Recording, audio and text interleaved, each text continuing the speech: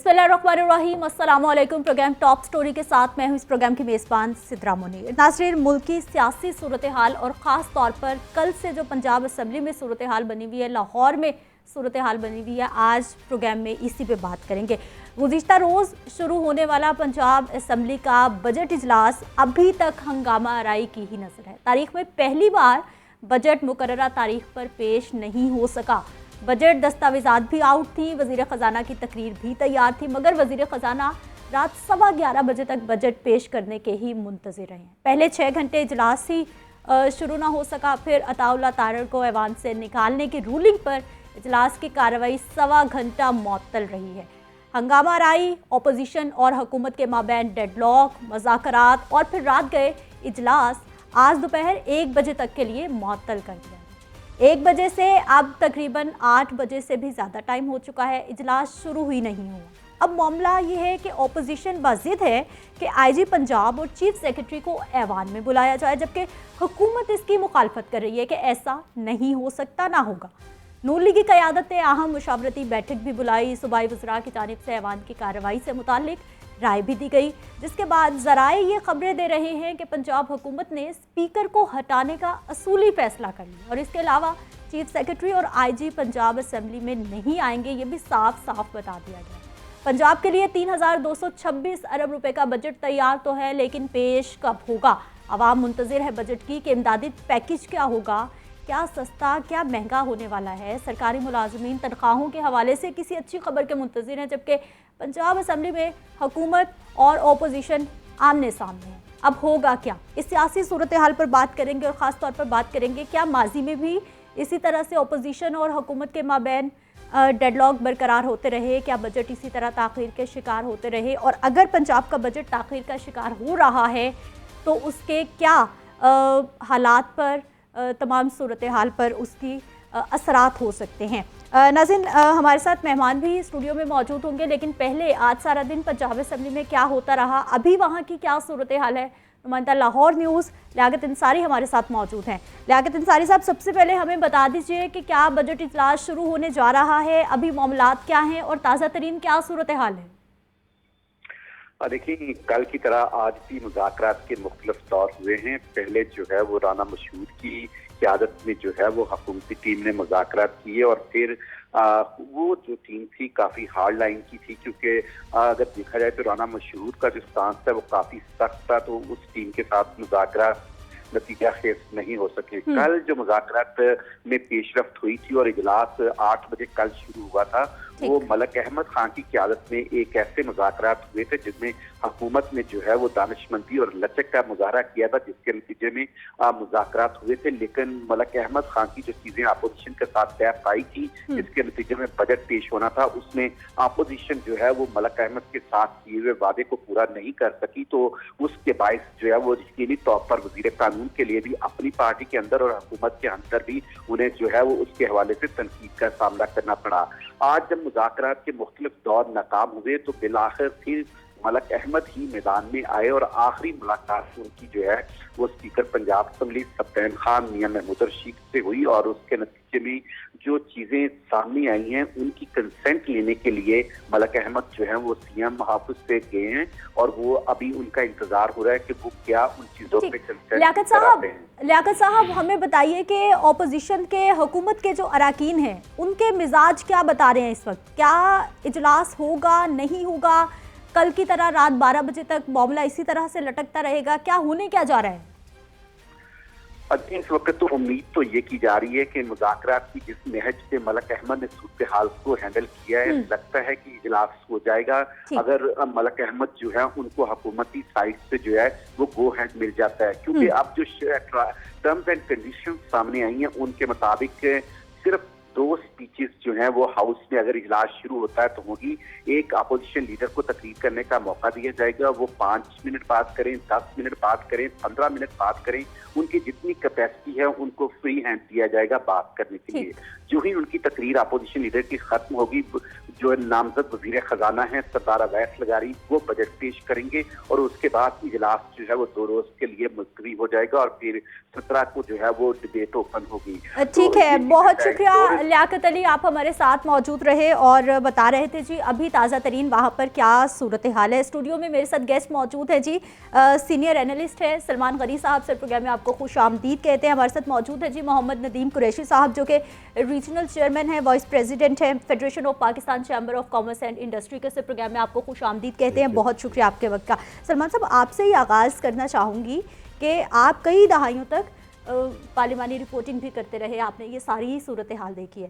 Sir, अभी जो मामलात बने हुए हैं, पंजाब का बजट इम्पॉर्टेंट कितना ज़्यादा है, अहम कितना है, और क्या सिर्फ हुकूमत जिम्मेदार है कि बजट पास करवाना है या फिर अपोजिशन पे भी कुछ जिम्मेदारी आयद होती है, उन्होंने भी कुछ करना है? देखें, पंजाब पाकिस्तान का सबसे बड़ा सूबा है जी, और सबसे बड़ा मुंतखब ऐवान भी पंजाब का है। ठीक, और इससे पहले पंजाब की सियासी तारीख में कभी ऐसे नहीं हुआ।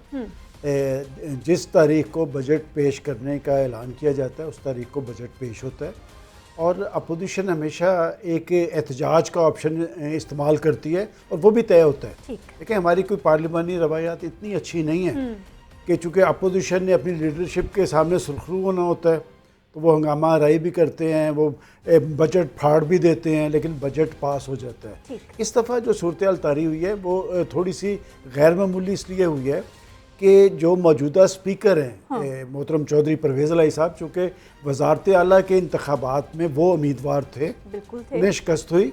हमजा शहबाज साहब चीफ मिनिस्टर बने, और हमारी सियासी बदकिस्मती ये है कि अब फैसले ऊपर हों या नीचे हों वो ऐवानों के अंदर नहीं होते, सियासतदान नहीं करते, ये अपने फैसले एक कोर्ट्स के ज़रिए करवाते हैं। और पंजाब के अंदर जो वज़ारत आला का इलेक्शन भी था वो फौज अपना अदलिया की डायरेक्शन पे हुआ था। बिल्कुल। और अब जो सूरत हाल तारी हुई है, देखिए वही जो कैफियत एक तनाव और टकराव की कैफियत है वो अभी तक पंजाब असम्बली के ऐवान में महसूस की जा रही है। और बजट इजलास से गवर्नर बुलाता है, गवर्नर साहब के कहने पे ये इजलास बुलाया गया, और इजलास से पहले बिजनेस एडवाइजरी कमेटी की मीटिंग होती है, और अपोजिशन ने वो वज़ारत आला में जो अपनी शिकस्त थी वो उन पे हावी थी। उन्होंने कहा जी कि पंजाब के चीफ सेक्रेटरी और आईजी जो है वो ऐवान के अंदर आएंगे, और उस वक्त वज़ारत आला के इंतखाब के मौका पर जो सूरत हाल तारी हुई थी, जो पुलिस को अंदर आना पड़ा था, उस पर वो माफ़ी मांगेंगे। देखिए, इस पर तो हुकूमत लचक देने के लिए तैयार नहीं थी। अलबत्ता उन्होंने जो 25 जून को लॉन्ग मार्च का अमल था उसमें जो अरकान असम्बली के ख़िलाफ़ मुकदमात कायम हुए, देखिए पाकिस्तान की सियासी तारीख पर नज़र दौड़ाएँ तो इस तरह के मुकदमात कायम होते रहते हैं। इमरान खान साहब जब प्राइम मिनिस्टर बने तो उन पर भी यही मुकदमात कायम थे, इसी तरह नवाज शरीफ साहब, ये सारे लोग हमारी सियासत की जो रुख जो है ना, देखिए हम एक तरफ कहते हैं जी कि हमें अपनी सियासत में संजीदगी लानी चाहिए, लेकिन कोई भी दूसरों को माफ़ी देने के लिए तैयार नहीं है। और ये जो बजट का अमल है सितरा, ये पार्लिमानी तारीख के अंदर सबसे संजीदा अमल होता है, सबसे ज़्यादा संजीदगी का मुतकाजी होता है। आज अगर पंजाब असम्बली में जो कैफियत आ रही हुई है, मैं ये समझता हूँ कि स्पीकर साहब को बड़ा रोल अदा करना चाहिए था। देखिए, अगर स्पीकर बड़ा और चौधरी परवेज़ इलाही साहब साल से स्पीकर रहे, सबसे ज्यादा नाराज दिखाई दे रहे हैं जी। मैंने इसीलिए ये बात कही है। देखें, चौधरी साहब का एक रोल रहा है, वो माजी के अंदर भी स्पीकर रहे हैं और उनका एक एहतराम मौजूद है, लेकिन इस वक्त जो सूरत हाल तारी, आपने दुरुस्त कहा कि वो चूंकि खुद फरीक बन चुके हुए हैं, और जब स्पीकर फरीक बन जाता है तो फिर असम्बली के अंदर एक नई सी सूरत हाल तारी होती है। लेकिन एक बात मैं आपको बताऊं कि बजट पास होना है, और अब भी मुज़ाकरात चल रहे हैं, जैसे अभी लियाकत ने बताया है, मुज़ाकरात चल रहे हैं, और सियासत डायलॉग के अमल का नाम है। सियासत में डेडलॉक नहीं होता। उन्होंने ठीक कहा कि मलक अहमद साहब ने कल भी डेडलॉक को तोड़ा, लेकिन अंदर जाके खिलाफ वर्जी किसने की? अपोजिशन ने की। मेरा ख्याल आज भी ये डेडलॉक टूटेगा और बजट पास होना है, और बजट पास होना 30 जून तक ज़रूरी होता है। और ये बात अभी शायद कहीं नहीं आई कि 30 जून तक अगर बजट पास नहीं होगा तो पंजाब के जो सरकारी मुलाजमीन, उनकी तनख्वाहों का बड़ा इशू मसला बढ़ जाएगा। बिल्कुल सलमान साहब, इस पे भी बात करते हैं। नदीम साहब, ये जो सियासी सूरत हाल इस वक्त बन चुकी है, ये हमारी मौशी सूरत हाल पर किस हद तक असरअंदाज हो रही है? कारोबार किस हद तक मुतासिर हो रहे हैं? मुल्की मईशत क्या इस तरह से तरक्की करेगी कि जब सियासी अदम इस्तेहकाम दिन ब दिन कम होने की बजाय बढ़ता जा रहा है? बिस्मिल्लाहिर्रहमानिर्रहीम। मैं आपका मशकूर हूँ। मैं समझता हूँ कि बदकिस्मती से हमारे मुल्क के अंदर मिसाक जमहूरियत हम हर रोज़ उसका रोना रोते हैं मिसाक जमहूरियत मिसाक जमहूरियत, लेकिन मिसाक मईशत की बात नहीं करते। सही। ना अपोजिशन सोचती है इस बारे में कि हमें कम से कम एक प्लेटफार्म पे अपोजिशन को भी और गवर्नमेंट को भी मिसाक मईशत के लिए इकट्ठा होना चाहिए और इसकी पॉलिसीज़ को एंडोर्स करना चाहिए। और जब तक हम सारे पॉलिटिकली चीज़ों को छोड़ के मिसाक मईशत के लिए कम से कम इस कौम के लिए इकट्ठे हो जाएंगे तो मेरा ख्याल है कि बहुत सारी बेहतरी आना शुरू हो जाएगी। सही। और अगर हमने ये सिर्फ सियासत की नज़र कर दिया सारा कुछ, तो फिर कोई बेहतरी के चांस मुझे नहीं लगता नज़र आते हैं। जो हालात आप पंजाब असम्बली में देख रहे हैं, जो हो रहा है, मतलब ये देखें, ये एक वो रवायत डालना चाह रहे हैं कि जो 74 साल की तारीख में पाकिस्तान में नहीं लिखी, कभी नहीं देखी, कभी नहीं देखी। और जैसे कि उस्मान गनी साहब ने बताया कि इसने अल्टीमेटली बजट ने पास होना है। बिल्कुल। अगर ये पास नहीं होएगा तो सिस्टम कोलैप्स कर जाएगा आपका। आप कहाँ चलाएंगे सिस्टम, कैसे आप बजटिंग करेंगे, कैसे चलाएंगे? तो मैं समझता हूँ कि हमारे जो स्पीकर हैं उनको भी थोड़ा सा इस बारे में सोचना चाहिए, कतई नज़र इसके कि वो किस जमात से तल्लक है या वो क्या करते हैं या कि वो पीछे हार गए हैं या जीत गए हैं, लेकिन इसके ऊपर मैं समझता हूँ कि बहुत बड़ा इम्पोर्टेंट रोल है उनका, उनको इसका अपना रोल पूरा अदा करना चाहिए। सलमान साहब, रोल तो अदा करना चाहिए, और जैसे आपने बात की कि बजट कितना इम्पोर्टेंट है, अगर ये पास नहीं होता या फिर मामलात मज़ीद ख़राब होते हैं, उलझते हैं, ज़्यादा सुलझते नहीं हैं, क्या क्या हो सकता है फिर? देखें, पहली बात तो ये है कि बजट पास होना है, ठीक, और ये कोई बुनियादी तौर पे हुकूमत की जिम्मेदारी नहीं होती, ये ऐवान की जिम्मेदारी है। ऐवान के अंदर हुकूमत और अपोजिशन दोनों मौजूद है। अपोजिशन का काम होता है तनकीद करना, और पॉजिटिव तनकीद की जानी चाहिए। पाकिस्तान के अंदर देखिए, जब आप सियासत की और जमहूरियत की बात करते हैं तो उसमें इख्तिलाफ राय होता है। बिल्कुल होता है। इख्तिलाफ राय तो जमहूरियत का खासा है। और बाज़, जैसे मैंने आपको पहले बताया कि मैंने साल हर साल तक पार्लियामेंट्री रिपोर्टिंग की है, बिजनेस एडवाइजरी कमेटी की मीटिंग होती है, अपोजिशन ने शोर डालना होता है, हंगामा राय भी वो करती है, बिलाखिर बजट पास हो जाता है। लेकिन जो माजरत मैं आपकी बात काट रही हूँ, हंगामा राय हो, एहतजाज हो, अपनी आवाज़ बुलंद करनी हो, पहुँचाना, लेकिन उसका कोई ज़ाब्ता इखलाक हो, उसका कोई तरीक़ाकार हो, या फिर जिसका जो दिल चाहे वो करे। सिद्रा, आप एक आइडियल जमहूरियत की बात कर रहे हैं, हमारे यहाँ आइडियल जमहूरियत नहीं। हम तो एक दूसरे की हुकूमत को नाकाम बनाने के लिए बारूदी सुरंगें तक बिछा देते हैं। हम ये चाहते हैं ये हुकूमत नाकाम हो जाए, हम ये चाहते हैं कि मुल्क दिवालिया हो जाए। यहाँ तक आपकी पोलराइजेशन पहुँच चुकी है। और अभी जैसे कुरैशी साहब ने बात की है कि जी वो जो बात की जा रही थी मिसाके जमहूरियत की और अब मिसाके मईशत की, ये आज के प्राइम मिनिस्टर ने बतौर अपोजिशन लीडर जब ऐवान बनाए, जिसमें इमरान खान साहब प्राइम मिनिस्टर थे, पहली दफ़ा उन्होंने आके कहा था कि लड़ाइयाँ अपनी जगह पे, आए मिसाके मईशत करते हैं, ताकि मईशत पे सियासत नहीं होनी चाहिए। मेरा ख्याल ये बहुत पॉजिटिव बात थी, लेकिन उनका हाथ जुटला दिया गया। अब उन्होंने दोबारा ये बात की है, लेकिन कुरैशी साहब जैसे बात कर रहे हैं, मेरा ख्याल हमारे यहाँ पोलराइजेशन जिस इंतहा को पहुँच गई है, ये एक प्लान का हिस्सा है। मैं समझता हूँ कि इसमें पाकिस्तानी कौम को अपने अंदर जान पैदा करनी चाहिए कि जब आपके पॉलिटिशियन कोई मुस्बत और नतीजा खेज बातचीत करने के लिए तैयार ना हो तो इन पर प्रेशर डालना चाहिए। ये मुल्क का मसला है, ये पाकिस्तानी कौम का मसला है। और बात है कि कौमों के अंदर जब जान होगी तो सियासतदानों को बैठना पड़ेगा। और सियासत तो आप देखें, 3.5 साल एक शख्स पाकिस्तान का प्राइम मिनिस्टर रहा, वो पाकिस्तान के अंदर सियासी तब्दीली का दावेदार था, उसने एक मरतबा भी वो पाकिस्तान के अपोजिशन लीडर के साथ नहीं बैठा। और मैं समझता हूँ कि आज के प्राइम मिनिस्टर की सबसे ज़्यादा जिम्मेदारी ये है, जब वो मिसाके मईशत की बात करते हैं तो वो भी इस पर ज़रा संजीदगी जाहिर करें, वो इससे नारे और दावे तक ना रखें।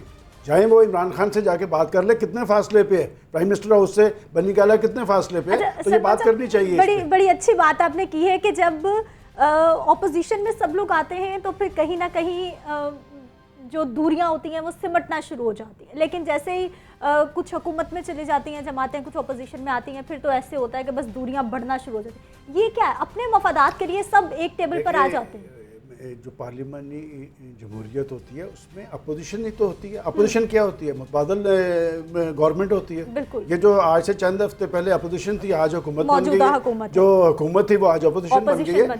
तो आपको बड़ा दिल करना चाहिए, बड़े दिल गुर्दे का मुजाहरा करना चाहिए। और जब मसला पाकिस्तान का हो, पाकिस्तान की मईशत का हो, वहाँ पर सियासत नहीं होनी चाहिए। ये पंजाब असम्बली में क्या हो रहा है, 100% सियासत हो रही है और अपनी अपनी लीडरशिप के सामने सुरखरू होने की कोशिश की जा रही है। मैं इसलिए कह रहा हूँ कि पंजाब असम्बली के स्पीकर जो है वो कस्टोडियन भी हैं ऐवान के। क्या इससे परवेज़ इलाही साहब का कद बढ़ रहा है? मेरे नहीं ख्याल में, मेरा उनसे के ज़ाती ताल्लुक है। मैं ये बात पूरे वसूख से कह रहा हूँ। मैं असम्बली के इजलास में बड़े अरसे के बाद कल गया, मैं वो देखना चाह रहा था इजलास, 5 घंटे तक मैं प्रेस गैलरी में बैठा रहा, इजलास शुरू नहीं हुआ। मैं आपसे एक सवाल करता हूँ, आपको पता है कि जो तमाशा लगाया गया है, इस तमाशे में करोड़ों रुपया आपका खर्च हो रहा है, पंजाब के अवाम का, उनके खून पसीने की कमाई, इनकी सियासत चल रही है। तो मैं समझता हूँ उनको अपने तर्ज अमल का जायज़ा लेना चाहिए और एक एक कदम पीछे आना चाहिए, ताकि कौम को ये यकीन हो कि ये जब मिल के बैठते हैं तो हमारे लिए बैठते हैं। दुनिया की डेमोक्रेसी में जब उनके अहले सियासत पार्लियामेंट के अंदर सर जोड़ते हैं तो लोग मुतमिन हो जाते हैं कि ये हमारे बारे में सोच रहे हैं। हमारी बदकिस्मती ये है कि जब हमारे यहाँ ये अरकान असम्बली कभी इकट्ठे होते हैं या अपनी तनख्वाहों के लिए इकट्ठे होते हैं, बिल्कुल अपनी मराद के लिए इकट्ठे होते हैं, और उस पे तो 100% तमाम के तमाम लोग बिल भी मंजूर होता है, साइन भी होते हैं, कोई मुखालफत सामने नहीं आती कि गरीब मर रहा है तो फिर हमारी तनख्वाहें क्यों बढ़ाई जा रही हैं। उस वक्त सब इकट्ठे हो जाते हैं। सर, मौशी सूरत हाल इस वक्त क्या देख रहे हैं? क्या पाकिस्तान मुश्किल में है? हालात ठीक होने जा रहे हैं? कहाँ पर इस वक्त स्टैंड कर रहे हैं? पाकिस्तान के मुआशी हालात, तो पहली बात तो मैं समझता हूँ कि ये जब तक हमारा एजेंडा ही नहीं बनेगा इसकी मईशत को ठीक करने का, तो ये मुआशी हालात तो कभी ठीक होएंगे नहीं। क्योंकि हम हर आने वाला बंदा दूसरे को गिराने के चक्कर में है और इंतहा इस तक पहुंच गई है कि हम ये भी सोचना नहीं सोचा रहे कि पाकिस्तान बचेगा कि नहीं बचेगा। अल्लाह ना करे, अल्लाह ना करे, इस वक्त पाकिस्तान के स्टेक्स बहुत बड़े हैं। तो हमें इनमें से निकल के पहले पाकिस्तान, अगर पाकिस्तान है तो सब है, अगर पाकिस्तान नहीं है तो कोई भी नहीं है। बहुत शुक्रिया सर, प्रोग्राम में शामिल होने के लिए। मुझे ब्रेक पे जाना है, वापस आएंगे तो बात करेंगे। बड़ी अच्छी बात जी, पाकिस्तान होगा तो फिर हम सब होंगे। मीडिया पर भी पाबंदी लगी, सुबह पंजाब असम्बली दाखिला बंद कर दिया गया, रोका गया। बात करते हैं शॉर्ट ब्रेक के बाद।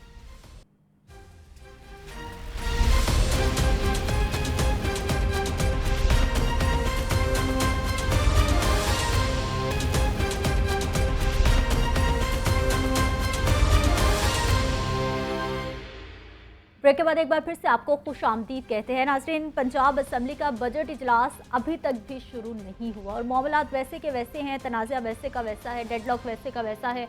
हुकूमत और अपोजिशन के माबैन बातचीत हो रही है, मुज़ाकरात हो रहे हैं, लेकिन अभी तक मामला किसी तरफ लगता दिखाई नहीं दे रहा, मुज़ाकरात कामयाब नहीं हो रहे। इस वक्त सियासी सूरत हाल पर तो बात कर रहे हैं, लेकिन साथ ही साथ मुल्क की मौशी सूरत हाल पर बात करना बहुत ज़रूरी है कि कौन कौन से ऐसे सेक्टर्स हैं, क्योंकि इस वक्त सबसे ज़्यादा गरीब पिस रहा है। महंगाई की चक्की में दिन ब दिन ज़िंदगी मुश्किल होती जा रही है, आमदन नहीं बढ़ रही लेकिन खर्चे बढ़ते जा रहे हैं। नदीम साहब, कौन से ऐसे सेक्टर्स हो सकते थे जिन पे तवज्जो दी जानी चाहिए थी या फिर अभी भी दी जानी चाहिए कि हालात कुछ बेहतर हो जाए? मेरा ख्याल इस तरह के पाकिस्तान, मैं समझता हूँ कि 74 साल में हमने अपनी एग्रीकल्चर को क्लेम किया है कि हम एग्रो मुल्क हैं, लेकिन हमने इसको एग्रो मुल्क नहीं बनाया।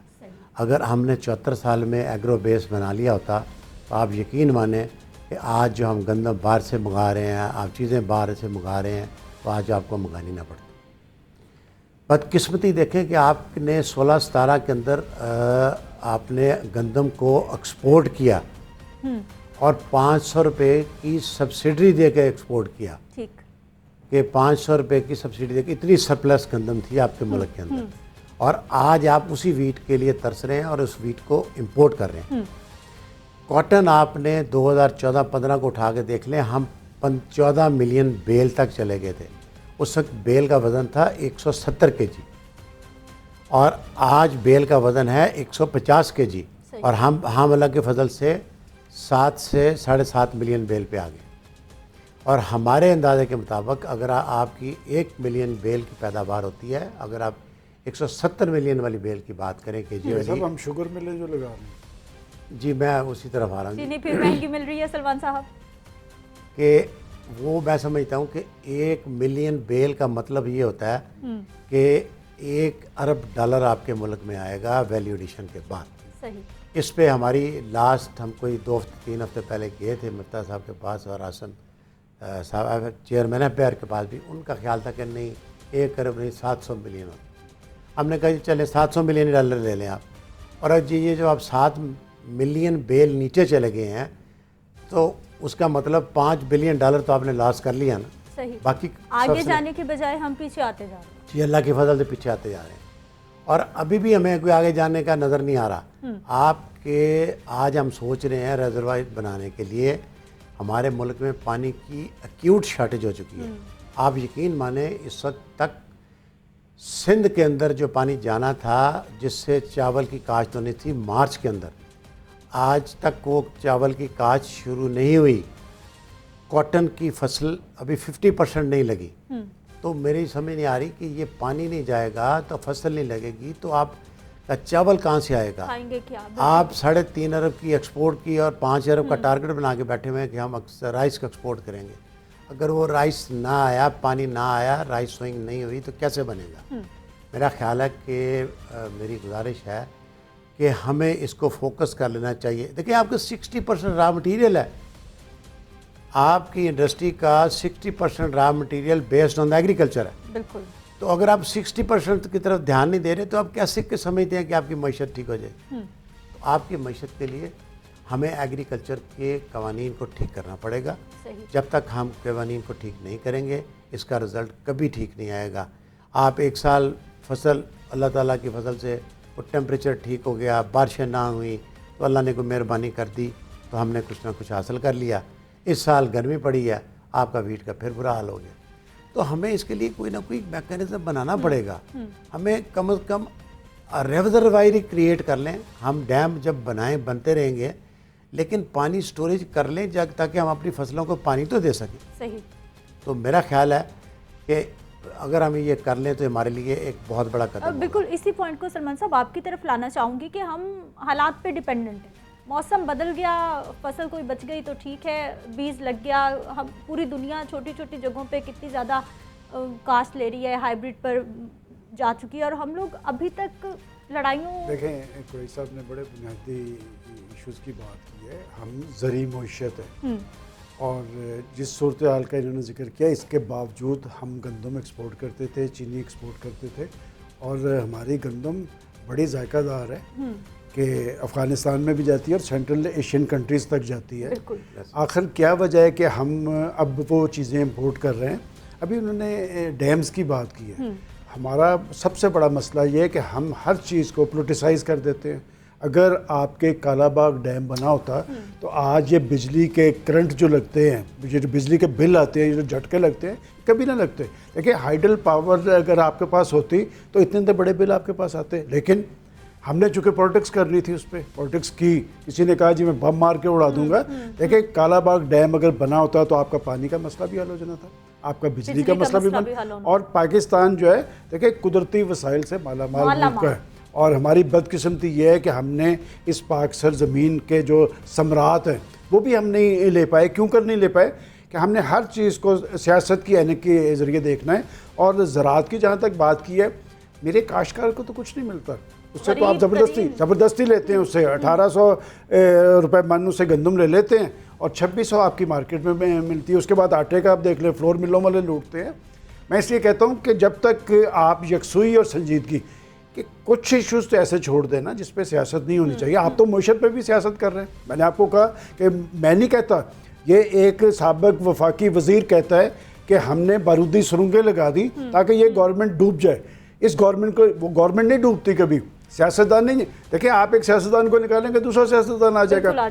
अगर खुदा न खास्ता आपका मुल्क जो है दिवालिया हो गया तो आप कहीं के भी नहीं रहेंगे, और आप इस पे सियासत कर रहे हैं। मैं समझता हूँ कि जब तक कुछ इश्यूज़ पे आप बैठ के कंसेंसस नहीं करते, ये जो ऐवान होते हैं जिनका हम जिक्र कर रहे हैं कि जी ऐवान के अंदर एक गैर मामूली और हंगामी ये किस लिए होते हैं ऐवान? इसलिए होते हैं कि आप आके वहाँ पर तनख्वाहें लें, वहाँ से फंड्स लें, गाड़ियाँ लें, पेट्रोल लें, बिजली के बिल आपके फ्री हों। इसलिए होते हैं कि आप वहाँ पर बैठें। लोगों ने आपसे तोको लगाई होती है, वो बेचारे करोड़ों लोग आपसे तोको लगाते हैं, वो वोट की पर्ची लाते हैं, ला के आपको दे देते हैं। और आप पाकिस्तान की तकदीर के फैसले करने की बजाय आप अपनी अपनी सियासी क़यादत के सामने सुरखरू होने की कोशिश करते हैं ताकि हमारे नंबर्स बन जाए, हमें दोबारा दफ़ा टिकट मिल जाए।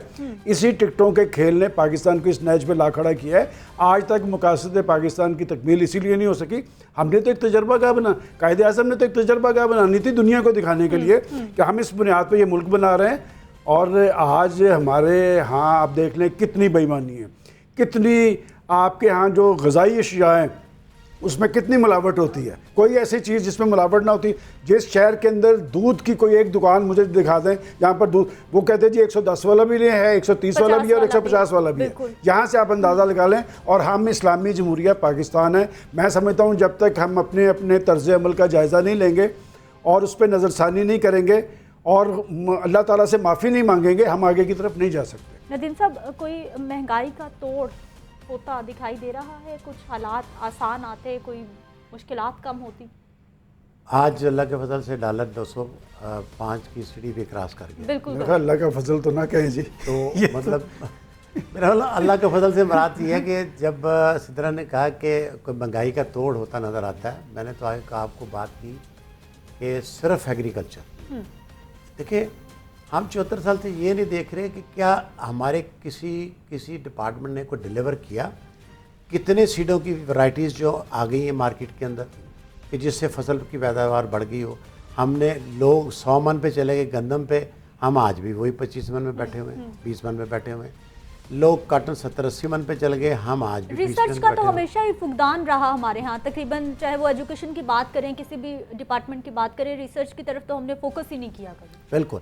लेकिन अलमिया ये है कि अगर कोई प्राइवेट कंपनियां भी अब साइजेबल कंपनियां बन गई हैं, रिसर्च के लिए पूरी दुनिया के अंदर इंस्टीट्यूट काम करते हैं, वो रिसर्च करते हैं और उसके बाद वैरायटीज़ को लोगों को देते हैं। बिल्कुल। यहाँ बदकिस्मती ये है कि जो रिसर्च करने वाले भी हैं वो भी कारोबारी बन गए हैं। सही। तो मैं समझता हूँ कि गवर्नमेंट को इसके ऊपर सोचना चाहिए कि जो अगर प्राइवेट कंपनियाँ रिसर्च कर रही हैं उनको प्रमोट करना चाहिए ताकि वो आगे आएँ और आगे आके अपने काम को संवारें। और यकीन माने कि आपकी अगर ये सीट और ये चीज़ें ज़राअत ठीक हो जाती है तो आप जैसे अभी उस्मान साहब ने बात की, गरीब किसान बेचारा जो है वो उसको प्रोड्यूस को रख नहीं सकता, उसने बेचना ही बेचना हर सूरत में, बेचनी है हर सूरत बेचनी है। आप किसी भी फसल को ले लें, वो बेचारा आता है बेच जाता है, लेकिन उसके 2 महीने के बाद देखें उसके रेट डबल हो जाते हैं और वो बेचारा मारा जाता है। फिर आप कहते हैं ये गरीब किसान कहाँ जाए? उस बेचारे को तो कोई लोन देने के लिए भी तैयार नहीं है।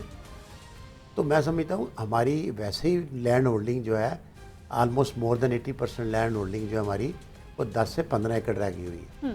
तो हमें इसके ऊपर सोचना चाहिए कि हम अपनी ज़राअत को कैसे आगे बढ़ाएंगे। जब तक ये कलाल कवानीन हम ख़त्म नहीं करेंगे, वैरायटी अप्रूवल को ठीक नहीं करेंगे, इन चीज़ों को ठीक नहीं करेंगे, उस वक्त तक आपकी ज़राअत आगे नहीं जा सकती।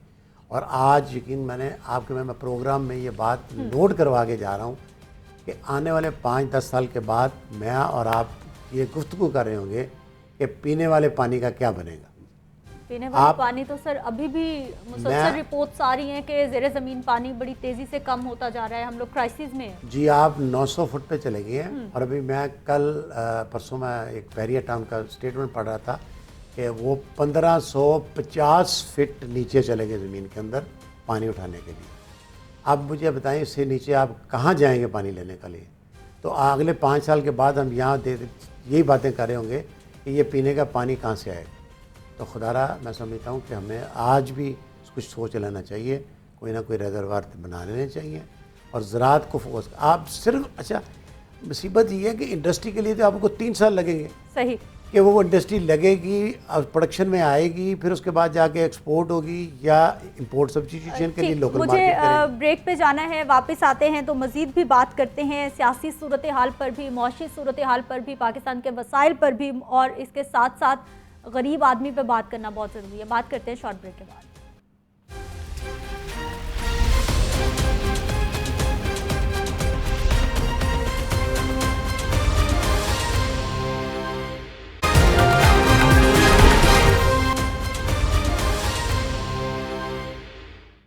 ब्रेक ब्रेक के बाद एक बार फिर से आपको खुशामदीद कहते हैं। नाज़रीन, पंजाब असम्बली से अभी अभी खबर ये आ रही है कि मुज़ाकरात फिर कामयाब हो गए हैं और अब से कुछ देर में बजट इजलास शुरू हो जाएगा। ये कल से कई बार मैं सुन चुकी हूँ कि मामला तय पा गए हैं और हुकूमत अपोजिशन मिल बैठने को तैयार है और बजट पेश कर दिया जाएगा, लेकिन अभी भी यही खबर आई है। अब देखते हैं जी, इजलास शुरू होता है, बजट पेश होता है या नहीं होता। अगर बजट आज पेश नहीं होता तो फिर क्या होगा? इस सारी सूरत हाल पर आइन क्या कहता है, कानून क्या कहता है, क्या मामलात हो सकते हैं, बात कर लेते हैं जी। शाहजहां खान साहब हमारे साथ मौजूद है, माहिर कानून है। इस प्रोग्राम में आपको खुश आमदीद कहते हैं, बहुत शुक्रिया आपके वक्त का। शाहजहां साहब, कानून क्या कहता है, आइन क्या कहता है? कल बजट पेश होना था, नहीं हुआ, आज का सारा दिन गुजर गया, एक वक्त 1 बजे का टाइम था, अभी भी कुछ गैर यकीनी सूरत हाल। जी देखिए, बाहैसियत कानून के एक अदना तालिब इल्म के एक बुनियादी असूल है कानून का, ठीक, कि when law prescribe something to be done in a particular manner, it has to be done in that manner alone. अब देखिए, गवर्नर साहब ने अपना इख्तियार इस्तेमाल किया, बजट पेश होना था, उसके लिए असम्बली का इजलास बुलाया गया। अब स्पीकर साहब अगर इजाज़त नहीं देते, बजट पेश करने नहीं देते, या फिर अपोजिशन और उनकी हुकूमती लड़ाई के बीच में बजट पेश नहीं हो सकता, तो फिर इस डेड लॉक का सलूशन क्या है? जब 2 फ्री कैन एक डेड लॉक की तरफ जाएंगे तो फिर यकीनन किसी तीसरे के आने की गुंजाइश बनेगी, और वो ऐन मुमकिन है इस सूरत हाल में कि हुकूमत रुजू करे अदलिया की तरफ और मुअज़्ज़ज़ अदालतें। ये मुमकिन है क्योंकि मैंने जैसे पहले बुनियादी असूल बताया कि जब कानून में लिख दिया गया कि जी बजट पेश होना है, फाइनेंस मिनिस्टर साहब ने पेश करना है, उन्होंने अपनी तकरीर करनी है, उसके बाद 2 दिन के वक्त के बाद उस पर डिस्कशन, एक डिबेट होनी है, फिर वो कम से कम भी 4 दिन का फिर, तो एक पूरा प्रोसीजर लॉ में इसीलिए दिया गया कि उस पर अमल किया जाए। जब आप नहीं करेंगे तो फिर अभी रिसेंटली आपने वोट ऑफ नो कॉन्फिडेंस में देखा, सुप्रीम कोर्ट ने ये कहा कि ऐवान की कार्रवाई में अगर स्पीकर की रूलिंग अगर आइन के मुनाफी है तो हम उसके ऊपर बिल्कुल उसको सेट असाइड कर सकते हैं। ठीक, शाहजहां खान साहब, यहीं से गुफ्तगू का हमने सिलसिला जोड़ना है। क्या कानूनी हालात हो सकते हैं सारी सूरत? जी, जैसे मैं अर्ज कर रहा था कि पॉसिबली अगर दोनों किसी नतीजे पर नहीं पहुंचते तो फिर ऐसा मुमकिन है, और रिसेंटली भी हमने देखा, पहले भी हमने देखा कि ऐवान की कार्रवाई के ऊपर सुप्रीम कोर्ट ने फिर फैसले दिए हैं जब आइन की कोई मुनाफी उन्होंने किसी चीज़ को पाया। तो फिर मेरे नज़दीक यहाँ पर अपोजिशन, और अगर मैं स्पीकर साहब का जिक्र करूँ जो कि गैर जानबदार एक ओहदा है, तो वो शायद एक बंद गली की तरफ चले जाएं कि अदलिया को फिर जब कोई पार्टी हुकूमत पॉसिबली इस केस में जाएगी तो फिर इंटरवीन करना पड़ेगा, जो कि मैं समझता हूँ कि असम्बली के लिए नामुनासिब है कि वो अपने मैटर्स असम्बली में ही सॉल्व करें। ठीक है, बहुत शुक्रिया शाहजहां खान साहब प्रोग्राम में शामिल होने के लिए। सलमान गनी साहब, आपका भी बहुत शुक्रिया।